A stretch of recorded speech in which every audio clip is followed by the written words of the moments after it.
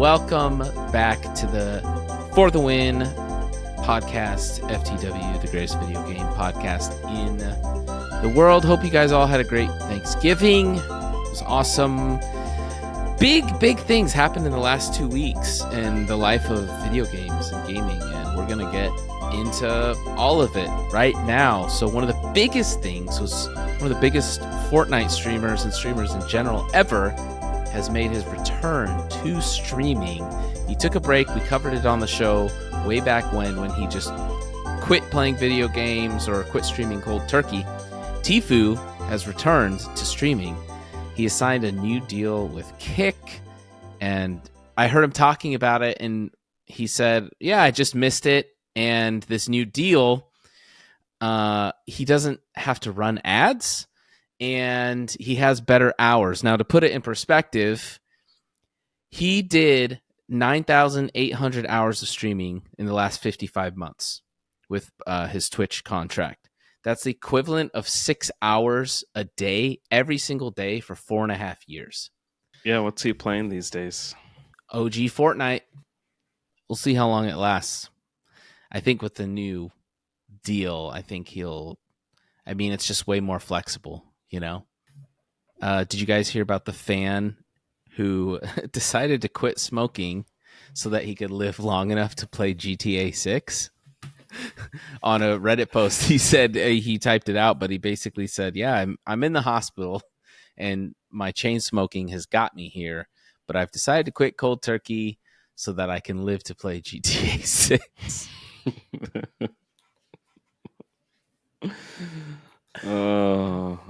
I mean, hey, good for him, right? It's good for him, but I mean, that makes me really question how far gone somebody is when the game is relatively around the corner and you're going, you know what? This is holding me back so much. I'm probably not going to make it then. And then at the same time, it's like, if you're that far gone, like the game's around the corner, is like quitting cold turkey now going to like, we think it's around the corner. Video game awards are going to happen, and it's going to say 2025, and the whole world is going to explode. I mean, relative, like that, still, it's about if it says 2025, right? That's still around the corner. Theoretically, if you're dealing with your lifespan, right? You're going like 2025. That's literally about a year away now, and so that's going. I don't think I'll make it to that. That's good for you for stopping, right? But that's one hell of a wake-up call if that's how far gone it is. You know, sometimes it just takes, it shouldn't have to take, you know, a sickness or a disease or, you know, a traumatic event to, you know, show you what's really important in life. Yeah, sometimes it just is a teaser and an announcement date to show you what's important in life. That's what it is. It's just a little hope, you know? Just Rockstar saving lives out here. You don't know what you got till it's almost gone.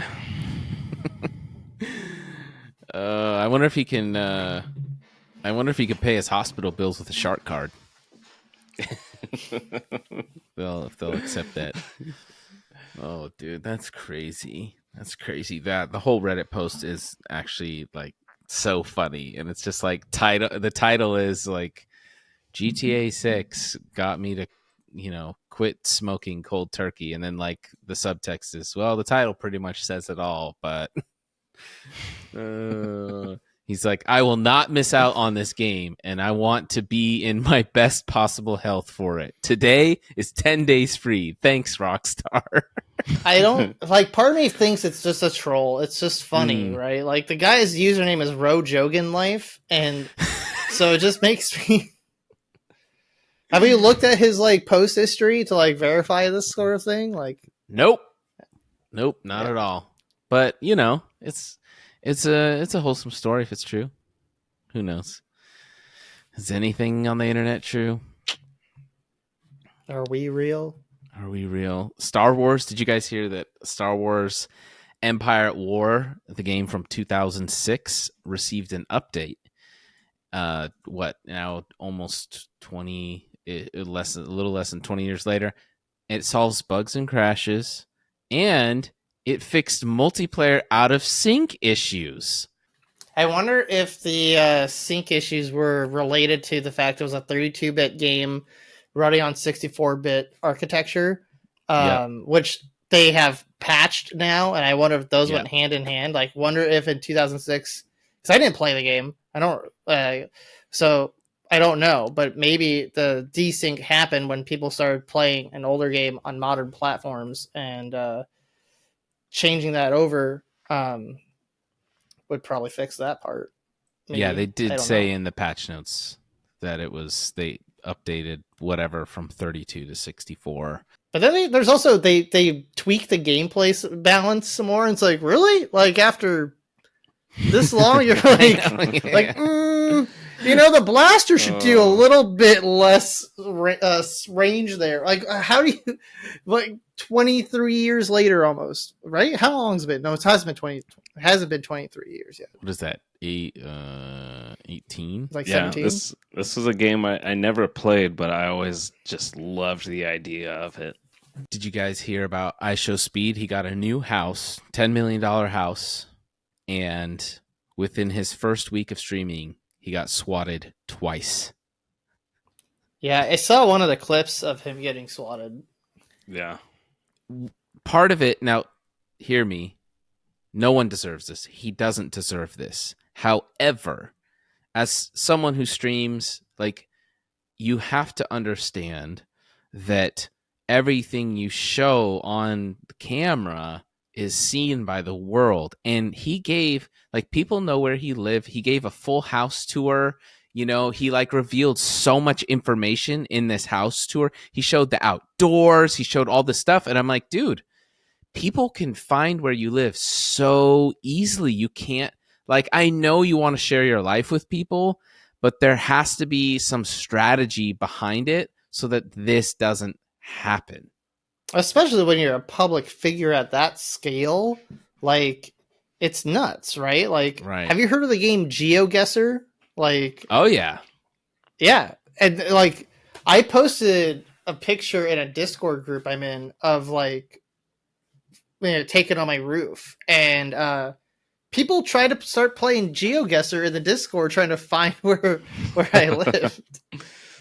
Yeah, there's a guy on TikTok who just takes people just send him, like, pictures, and he literally just finds the location where the picture was taken based off of the surroundings, and sometimes it's the color of the soil, what the trees look like, just like every little detail. So if you make yourself public at all, if you run a business, if you make money doing anything on your own, your tax documents are going to be out there. Correct. You could be, like, ordering stuff, and the shipment company that dictates what pier your items are going to could have that stuff, like, just available on the internet. Like, it's really, really creepy.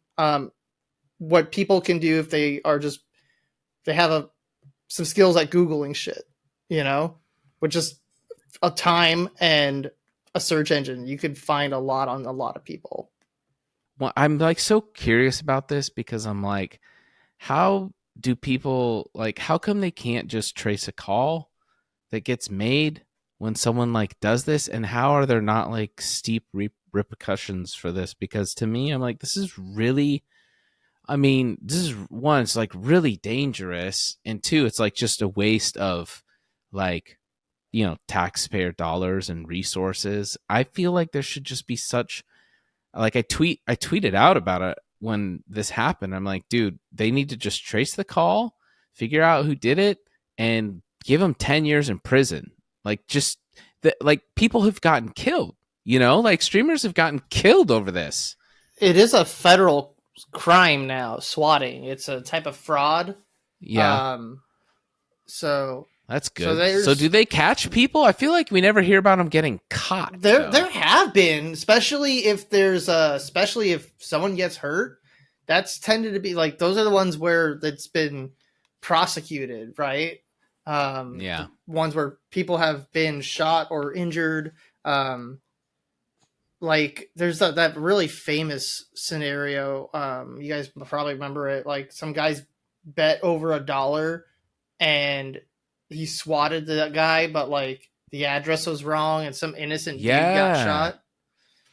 That guy went to jail for like years, like decades. Yeah. It took a long time for him to go to jail. And he was like ballsy. If his name was like I am the swatter or something like that, like he had it was just really just edgy, gutsy bullcrap. But yeah, I think what it is like if it's a false alarm, the law just doesn't feel it's important enough to go after until like it's too late, right? Mm-hmm. So, did you guys hear about Star Wars Knights of the Old Republic is officially dead in the water? And this comes from a video game journalist / insider, Jeff Grubbs, on his podcast. He kind of confirmed it and said this game is not being worked on in any way at any studio. How heartbroken are you, John?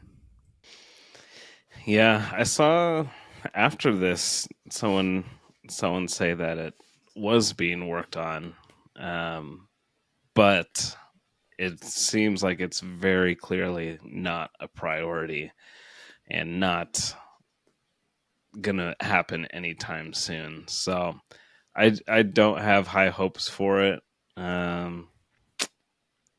It's just kind of disappointing. But even more than a remake, I'd rather them just make like another one, like a third one or something. You know, one of the best parts of the Old Republic is the story and the twists and turns. And, you know, we've already played it and gone through it. I know all the story and the twists and turns. So do a new story, you know. So I'm not like totally torn up about it. It would be cool to have the updated graphics and things, but like the magic of experiencing that game for the first time like is long gone. So yeah, I still haven't played through 1 and 2. Can you believe that? I believe it.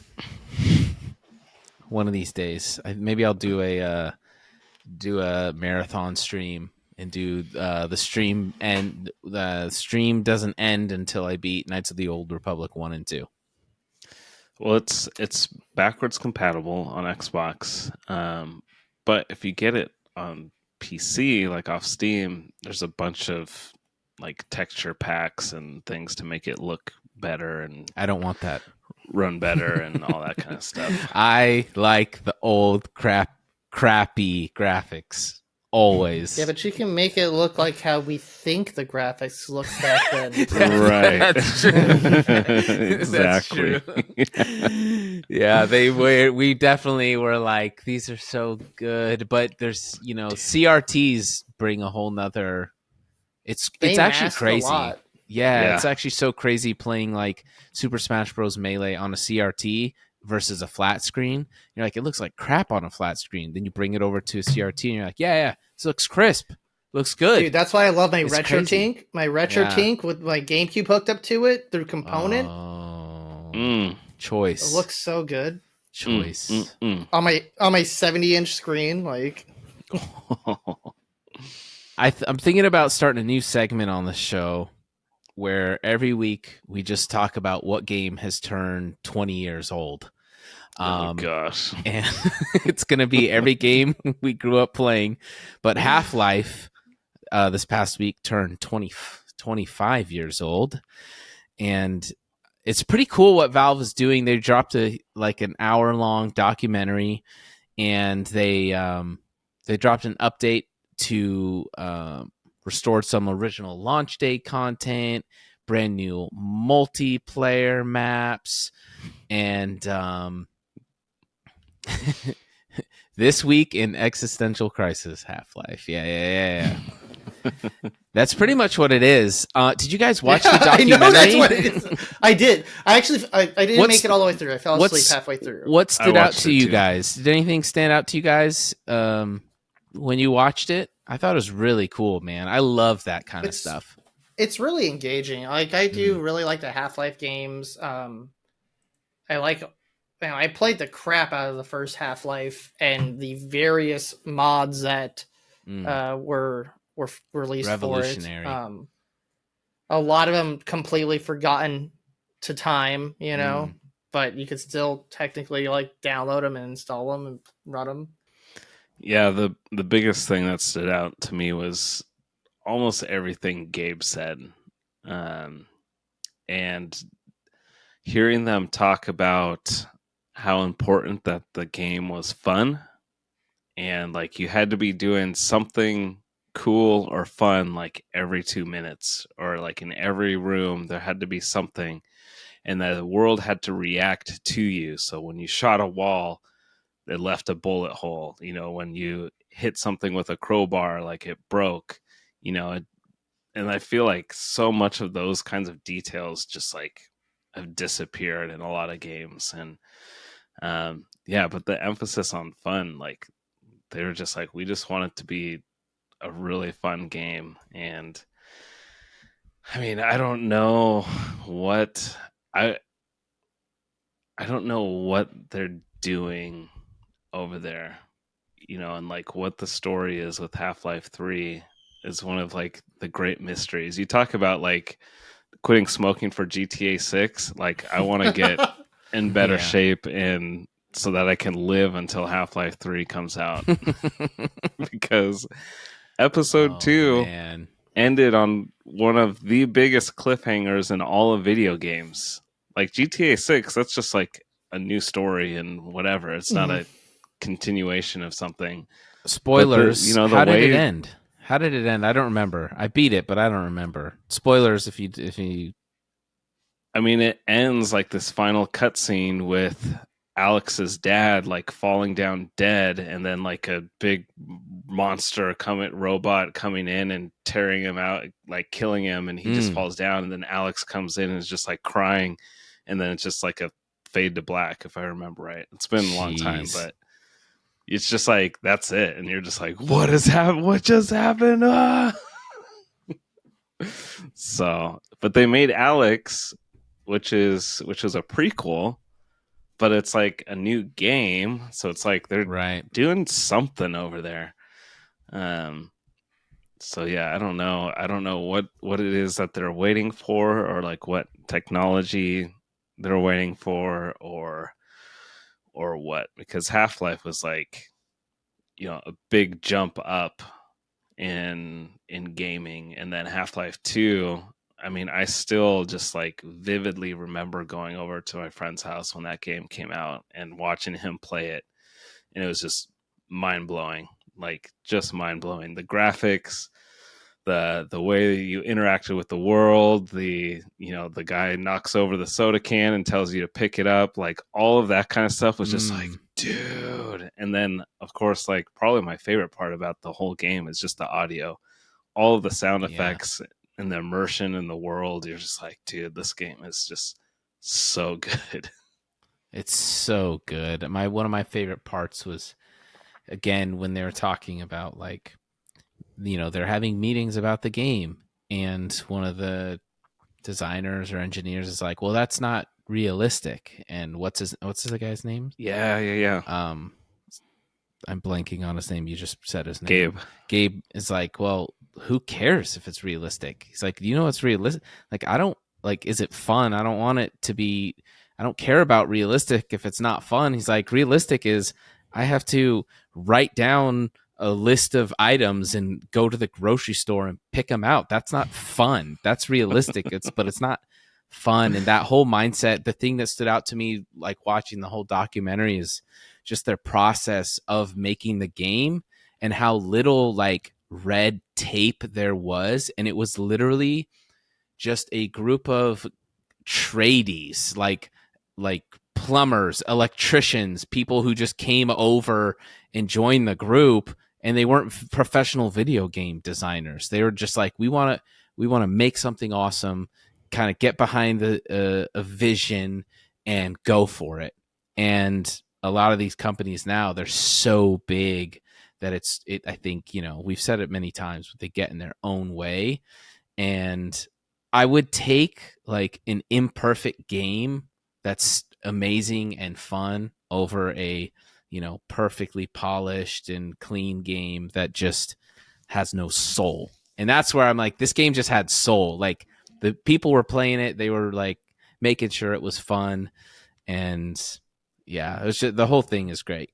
So if you haven't watched it, I strongly encourage everyone to go check that out. Yeah, I mean, I gotta believe that if a studio puts out a game that is truly, truly fun, like, people will play it and keep playing it. And I think the industry has just gotten away from that kind of fun factor and focused on other ways to keep players playing by having, chores to do and things to buy Dailies and all of that stuff. It's like, instead of just making something really fun that you want to keep playing over and over again, I think about, playing the first 3 Halos. Like, I wasn't playing those to get complete dailies, any challenges, battle passes or unlock anything. I was playing it because it was really, really fun. So true. Yeah, 100%. Speaking of GTA, it's finally it's coming to Netflix, but it's not a movie. The GTA games are coming to Netflix on mobile devices. You're going to be able to play GTA 3, Vice City, and San Andreas. This has now been confirmed. We were talking about this a few episodes back, like, oh, it'll probably just be like arcadey games or what have you. But they are like jumping like in the deep end. And I don't know how this is going to work. That's like pretty crazy. Like, they got a lot of games. They have 80 games right now, right, on their list. A lot of them are older. Like, they got Samurai Showdown, and they have Katana Zero. That's a few years old, and that one's like a side-scrolling game, if I remember it right. What really sucks, though, is the version of GTA they chose to put on this. They're using the definitive edition that came out a couple of years ago and was a steaming pile of garbage. Wait, what's wrong? What's wrong with them? Everything. Literally everything. It's one of those situations. Oh, yeah. No. Like, they like upscaled a lot of the like artwork, and there's no cohesion to how they did it. You could tell they had different artists do this upscaling, and I think they used AI sometimes to do it, because sometimes some of the textures, they're PS2 games, so they're very pixelated, but the human eye could read out what it's supposed to be. A CRT would probably like blur it together so you could read it, but then like when you're just looking at the raw texture, they just didn't know, so it's just literally like gobbledygook that's like on some of the stuff that's like on textures. It's supposed to be text, and all the people just have this like weird uncanny valley kind of look. Weird. Like, literally everything is wrong with this. I felt like Rockstar was trying to like pretend this didn't happen, but maybe they fixed it. I stopped paying attention to the definitive edition. So did they pull a fast one on Netflix? And Netflix is like, hey, we'd love to have GTA on our platform. And they're like, oh, yeah, we got one for you. So here's the thing. Pay a high price for it. And it's like they give you them trash. used to be able, on like iOS, you could download those 3 GTA games. They were ported to the iPhone. They were ported over to the Amazon Fire TV. The Fire TV, you could hook a controller up to it. You could download them, and they were the PS2. They were the PC ports, ported for PS2 game, ported to PC, then ported to those platforms, and they were in HD and they looked fine. They played great. And then when the definitive edition came out, they delisted all those other ones. So you had to get the, if I remember that right, I'm not 100%, but if I recall, they delisted the original versions that were good ports. So you could only get their new shiny definitive edition, which sucked. So it's really curious. It's like, that's cool you got GTA, but you got the crappy version of this GTA game, and like, you know, Yeah. It's something. But you know, it's cloud gaming. I'm wondering how cloud gaming is going to work with games like Samurai Showdown, where it's like a fighting game. Yeah. Well, that's just like that whole like delisting just infuriates me. Like just the fact that like the original Halo is not backwards compatible and like you can't just buy the Xbox version on the Microsoft Store is just like the biggest joke to me, like ever. Yeah. It's got to purposely be like not compatible, right? Like, yeah, because they want everyone in the MCC. Mm-hmm. Did you guys hear about? This is actually really funny. Did you hear about Bethesda responding to negative Starfield reviews? So when people are saying that, like, so I believe on Steam last I checked it was 69% positive, so like almost 70% positive, which is pretty good.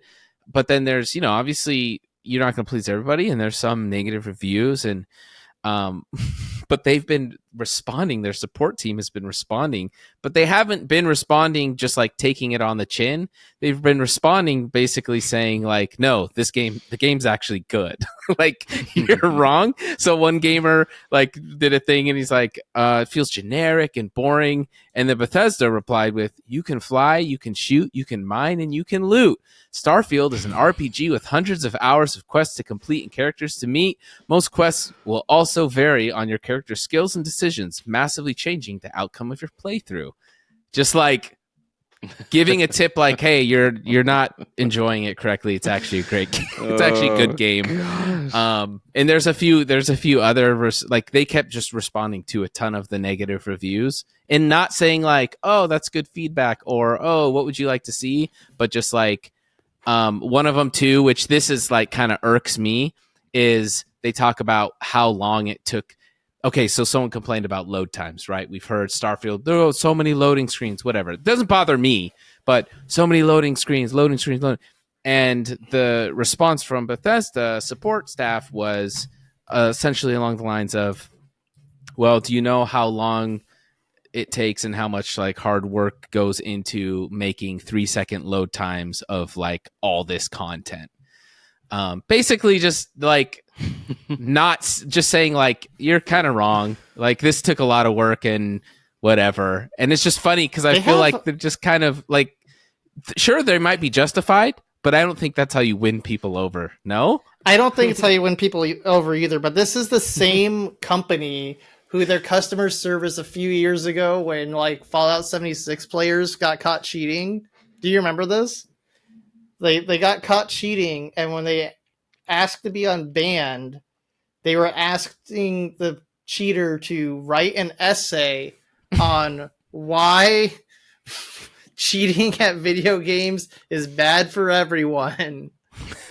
I don't remember that. Yeah, and then like they stopped doing that finally when like the media started reporting that like Bethesda's asking players to write an essay to get unbanned. So maybe it is on brand, huh? It's in the culture of the company to just, for better or for worse, not be able to take proper criticism. Yeah, exactly. I mean, I feel like what some of Bethesda said was right. Like when people said that the game is boring, going to different planets, it's like they're alien planets. You're supposed to feel like the universe is vast and you're small. How else to do that by making it feel like nothing you do matters and you're just doing, right. You travel all this way to like another planet and there's just one other dude there on the whole planet. Like, yeah, it's supposed to make you feel small. So like, whoosh, some people don't get it, and that's fine. Because I think there's better ways to go about it. That might be realistic, but is it fun? Right, exactly. Yeah. Like depending on what the experience you're looking for, like there's like I said, there's other ways to make someone feel small, right? Because like Starfield has the exact bigger monsters. So like we've talked about how in Star Wars, like literally everything just revolves around 6 characters or so, right? Like everywhere in this whole entire galaxy, everything still falls down to like a handful of people. People will go, "Oh, he's on Dagobah," and he just lands over on this whole planet, just coincidentally next to where the one guy he's looking for. Like, it makes Star Wars feel so small, and so they try to do the exact opposite. But like, there's other ways of doing that, right? Like, I think there is a way to respond more tactfully and say, like, "Hey, we totally get that. What we're going for is like that it would feel empty, but we totally understand why you would think that's boring." Almost, I feel like they could be, I don't know, it could be a good route to go. Like, you know, just kind of, you know, making fun of yourself a little bit, and you know what I mean, like. Don't take it like super serious, because it seems like they're like offended. You know, it's like, we're here to prove you wrong, and it's like, don't be like that. It feels like they are offended. You need to sandwich it between exactly, you know, 100%. I see you, I hear you, I understand you. Correct. This is why you're wrong, though. yeah, 100% a sandwich. But you're valid. Right. Thank you for the like, criticism. That's just like your opinion, man. 100%. This was really cool. A Zelda fan created a whole Godzilla film entirely within Tears of the Kingdom. It has the Godzilla audio from like the movie, but Zelda video, and he kind of recreated like I don't think it's like shot for shot, but it's like similar shots that he puts them in. And I just thought, man, that's like one of the most creative gaming things I've seen in a while. I'm watching the clips right now. It's cool. Yeah. For like how you do it in Tears of the King, that's pretty gnarly. Yeah, I think making that Godzilla model would have just, I mean, and have it walking, like, that's crazy. Yeah, it's pretty rad. It's crazy what people with a lot of time on their hands can do. Maybe he's really good. Maybe it wasn't a lot of time, David. He's just talented. Yeah, that's it. No, he is talented. No doubt about that, for sure. Talented. This Saturday is the EMINEM FORTNITE event, and also the end of OG FORTNITE. Now, what are you going to say, Henry? Before we were recording, this is the crap I was talking about. Just like, well, it's weird that EMINEM is like, I'm like, do you have a kid who loves FORTNITE? You know, like, I don't know why he would be doing this. Like, he was like, money. Yeah, but like sometimes though, like artists won't do things that they don't feel some type of connection to or be passionate about. You know, there are like, you know, when actors pick certain movies, unless you're Nicolas Cage, then you just pick everything. But like sometimes they pick projects they like, you know, want to work on. But it's, I don't know. I don't really care about the event. I'm more concerned about them ending the OG FORTNITE. And I don't really understand, you know, they saw a jump of millions upon millions upon millions upon millions, like hundreds of millions of players come back and log back in and start playing again. And I think it's gone. Like, I think they're actually going to take it away, and it will just be like modern FORTNITE again. What, like, in what world? Like, I don't know. Maybe you guys can help me understand why they would do this and lose all those players, because all those players like me, we're not going to play. Like, we're just going to get back off. There will be a little trickle effect, of course, but I got to believe that they're going to lose players by the millions. I'm not shocked, just because like that's just kind of been their whole thing with it being live service always anyways. Give and take, give and take, give and take. That's their business model, and it's been there the entire time. I'm not surprised that they brought back the original mode and then pull it away like a month later. It's not surprising me at all. Sucks, man. Yeah, because I would keep playing. Like I genuinely am. I'm having fun like playing it again because it's simple. You know, it's everything that I enjoyed about Fortnite. But yeah, I don't know. It'd be a Christmas miracle if they kept it. That's for sure. Did you guys hear about Valve accidentally releasing early Left 4 Dead prototype in the latest Counter-Strike update? And the files were quickly pulled on November 22nd, but not quickly enough to stop people from grabbing them and distributing them publicly and figuring out how to play this early prototype of Left 4 Dead within the Counter-Strike game. How crazy is that? And I think how hilarious too. Like nothing gets past the internet. The internet remains undefeated, always has, always will. And the fact that they dropped this update and then like immediately took it offline, but it was too late already is freaking hilarious. But does this mean they're planning a game for this? Is that what that means? No. This was a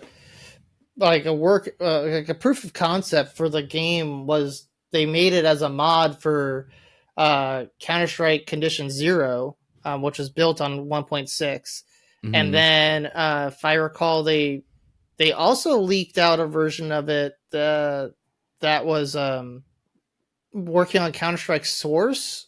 I want to say that was a thing, or they moved the prototype onto Counter-Strike Source because then the gameplay came out. The game actually came out and was developed on the Source engine.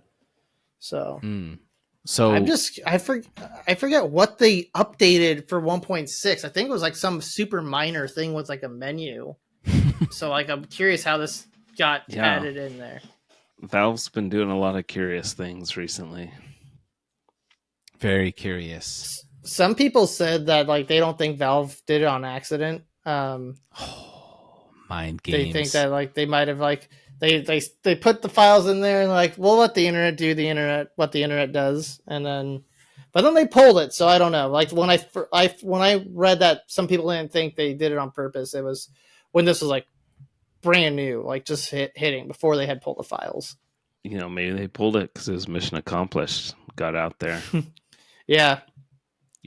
And then like, all right, that's it. That's all you get. Just playing the mind games of like, oh, you're not supposed to have this, so we pull it to make it look like you're not supposed to have it, even though we know it's already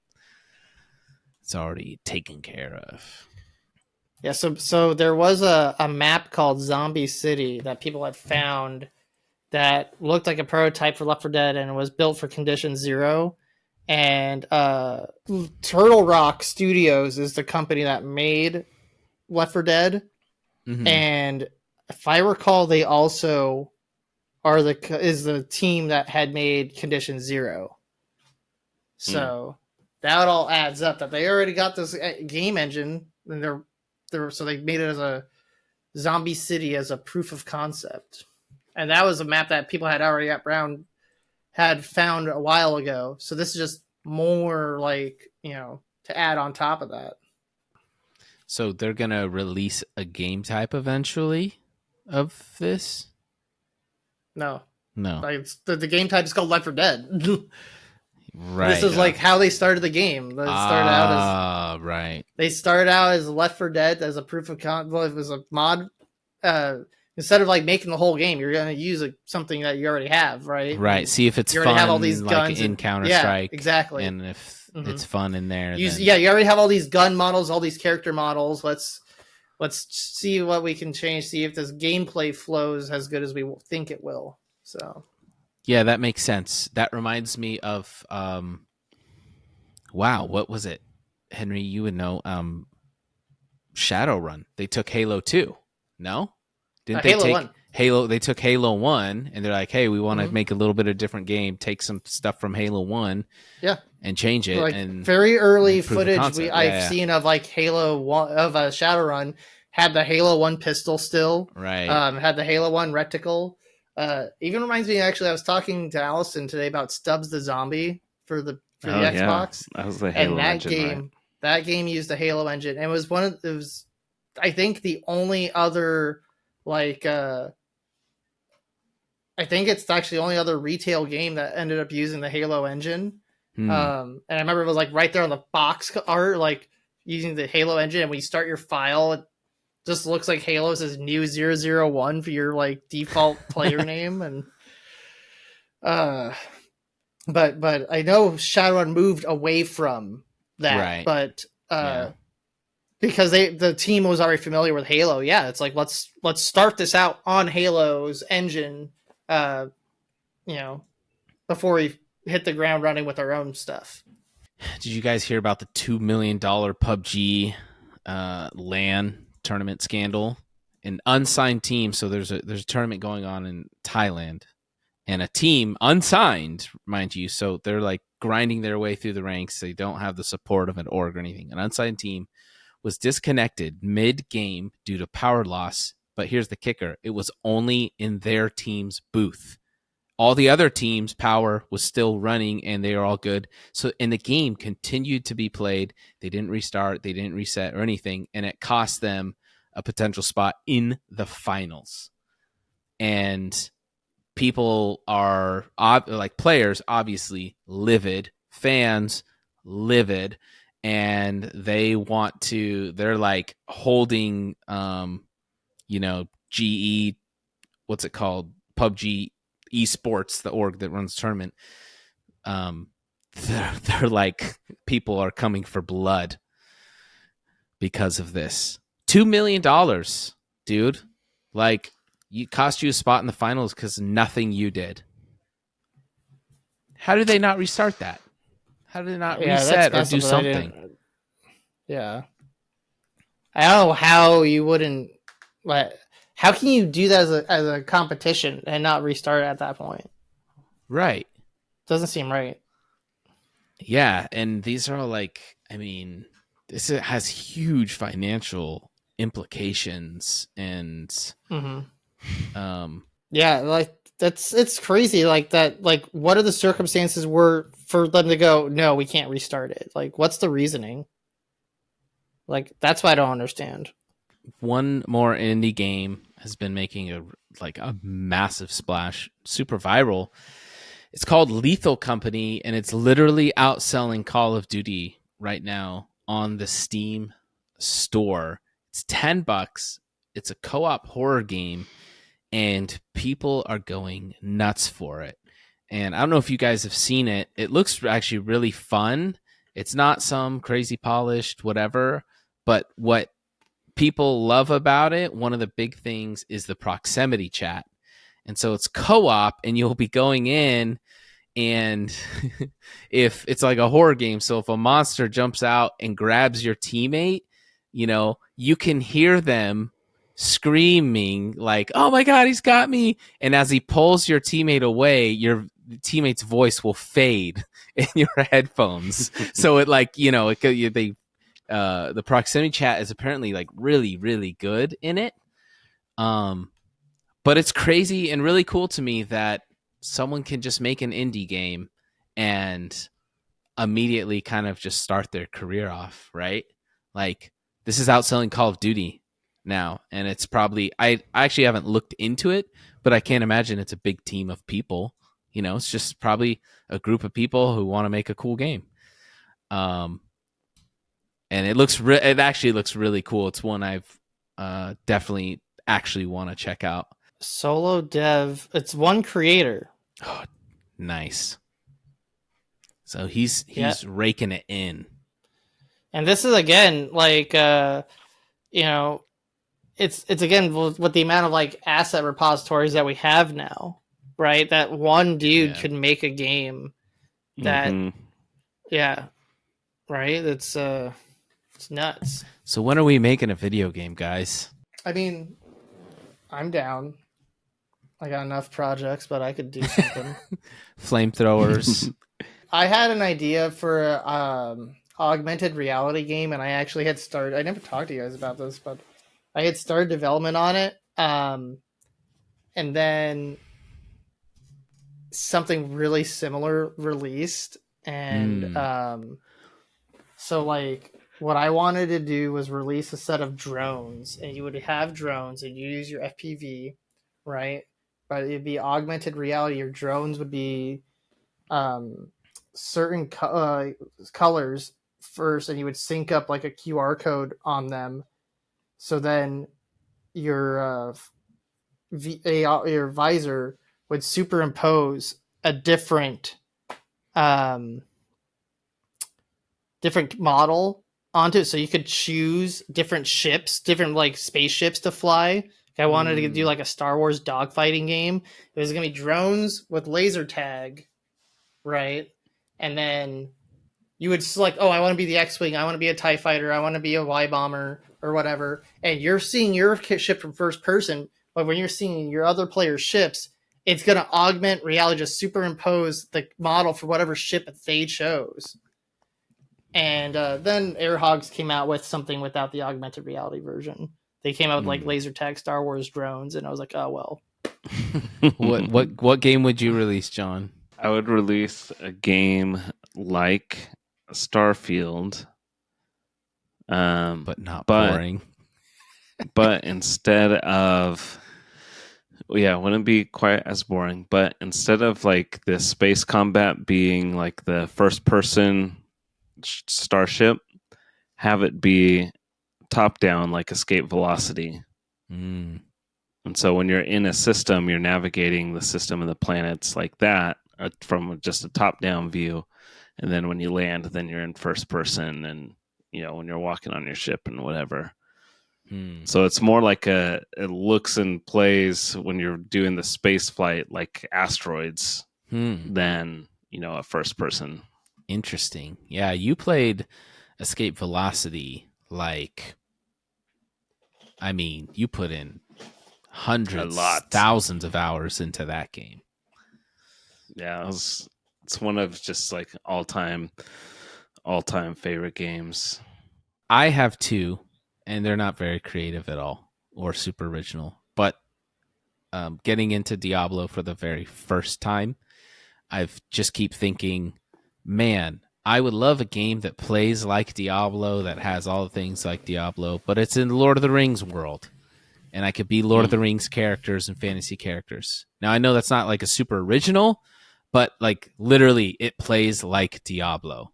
And instead I'm like, I can be Aragorn, who's a rogue, and I can be Gimli, who's a dwarf, and I can be the race of man, and like literally who's a type of barbarian. I just want to be in that world. Like Middle Earth is the map, and you like it plays style like Diablo. It's simple, it's casual, but like you take on big world bosses like a Shelob or something like that. That would be amazing. And then my other one is just like Halo actually done right. With social features. And yeah, just great maps, and so I can play games with my friends. Great guns, and yeah. And I can meet new friends. Exactly. We tried to play MCC the other night, and we couldn't get in any matchmaking games except for we just had to go to the custom games browser. I mean, we're talking Halo 3. Was that bad for you guys? Yeah. For Halo 3, yeah. But Halo 3 is a popular one. Like, yeah, that's the one that... Like, that's the most popular one, probably, aside from Reach.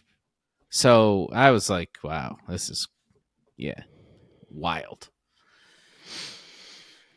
All right, well, anything else for the good of the podcast? Do you guys think that there is an Xbox tax? I heard about this. As someone that like owns an Xbox, do you feel like that you are not properly represented in gaming media or by developers? Or do you feel like There's some bias against you. You feel like that Sony and Nintendo get a pass on certain things, but then Microsoft just gets ridiculed and criticized for the same things that they're doing. Oh yeah, 100%. I think there's definitely is like a little bit of a bias. I don't know how drastic it is, but like there's definitely stuff that I see like Microsoft get like, ripped for that like the other companies have definitely done. I think I felt it probably the most in the Xbox One PS4 era. Because it really seemed like studios were just straight up passing on Xbox for a lot of major titles. And I've always kind of felt, I read a couple different websites that I kind of check daily, and I've always kind of felt that they, when it shows like what console the game was reviewed on or like what system, it's like PS5 or PC, like it's never like reviewed on Xbox. And there's always just kind of like this kept at a distance, it seems like in the media that I consume. I don't know if it's just the sites specifically. I think they're still recovering from like literally a decade ago now at E3.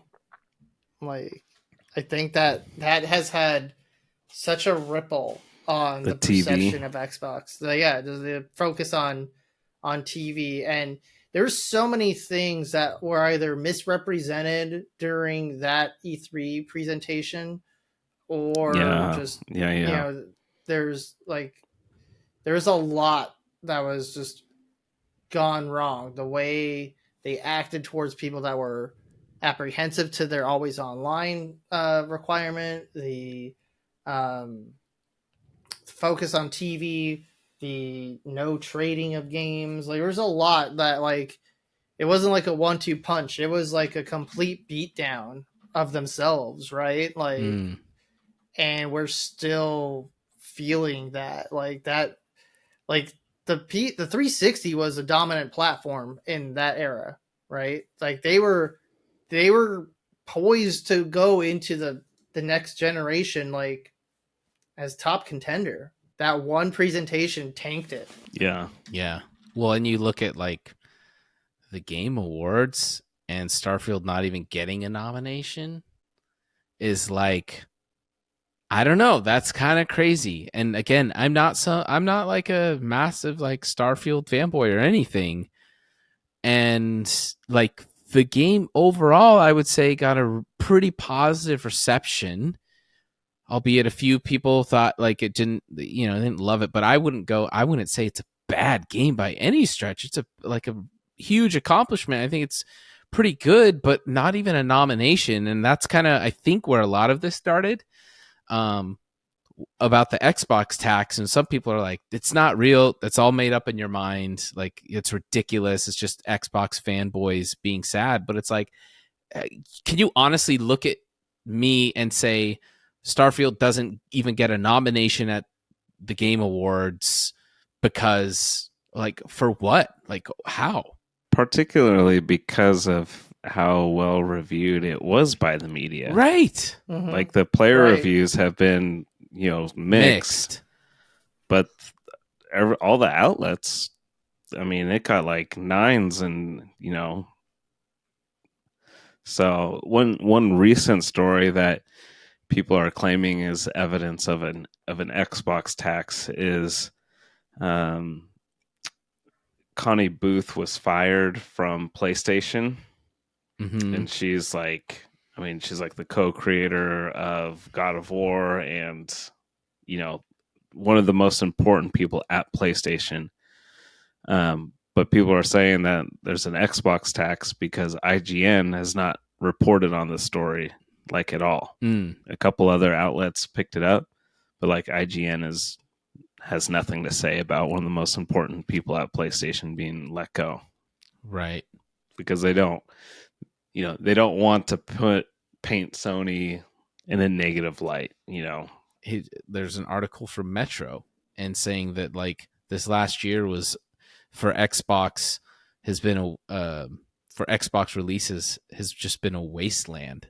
And I'm like, dude, this has been one of like the best years. Like there's been so many great games. As an Xbox gamer, this is one of the first years in a while I've been like, oh man, there's like some good games right now, Yeah. Whereas like PlayStation, I'm like, there hasn't been anything that's made me want to get a PlayStation. No, I feel that, dude. Like I have a PS4 and I haven't felt the need to get a PS5 yet. Mm-hmm. And I still felt that way like last gen and this gen. There's nothing that makes me go, I need to get a PlayStation. There's I don't know why. There's just nothing there's none of the exclusives appeal to me that hard, right? As a system seller. I don't really care either way. I'm not looking for some, affirmation from any media. Yeah, I am just happy and just fine as long as they keep bringing the games. Like I don't care what people say. I'm having fun. Right. So I just like games, man. That's how come I have different consoles, right? It's like I'm not loyal to any of these companies. I just like games, and if there's a game I want to play and it's exclusive to a platform, if I want to play enough, I'll pick up that platform for it, right? But yeah, it comes back to kind of the crux of the issue is like the vicious cycle of media outlets want to be able to review the games and get the games early and publish their reviews as soon as possible, and they're afraid that the publishers won't send them review copies if they give it a negative review. And so like the whole just kind of landscape of the media is just messed up. But I think IGN is still the biggest, right? I think so. They essentially killed OneUp.com and GameSpy. Yeah, the same time they killed off EGM. Electronic Gaming Monthly. What about EB Games? They're still around technically. There's some in Australia. Yeah, like there's owned by GameStop, so some GameStops got converted, some didn't, some. I know. I remember being so annoyed when that happened because I was like I was an EB Games guy. Wait. That's where what I pre-ordered was Halo better 2. About EB Games versus GameStop? Why did you like EB Games more than GameStop? They're similar, but GameStop just seemed very pretentious. No, it's more like bro culture, like kind of trashy, like never seemed very like clean in there. It just seemed like EB Games was a little bit better. It's a boutique. Like, there wasn't a huge difference, but yeah, it's classy. It is an electronics boutique. It's a little classier. It's just a little classier. Yeah. But I knew GameStop was like bigger and more popular, and so maybe that also played into it. I was just like, I'm gonna go to the other guys, Yeah, it's true. That's where we pre-ordered Halo 2. That's where the pre-orders would happen. Have you gotten any Game Fuel yet? I haven't seen any. 7-Elevens are carrying them, the bottles. I haven't seen any 12 packs yet. Where's though. a 12 pack, 24 pack, something? Yeah. I'm still looking for cans. Come on. But, all right. GG's, guys. GG's. GG.